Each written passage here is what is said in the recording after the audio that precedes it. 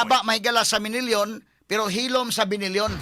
Ang ato nga maklaro ba mahigala ba kay si Sara Duterte pasagaag kaso sa ombudsman, pero mga kaigalan si Marcos o si Martin Romualdez medyo hayahay pa man sa hayahay man ang mga baga. Bisan moingon sila nga ilan nag-apila si Marcos, kay mabalakas na may galag apilon si Marcos, musaka si Sara.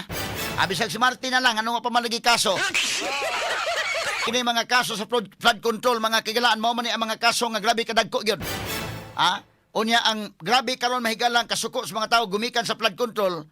Unya lahi man mga kagalaan ang basihanan, nibalik man mahigala ang confidential funds. Straight to the point. Di okay, ipasaka lang ng confidential funds, mama kay inyong gusto, pero nganong mura maghilom kaayo sa flood control?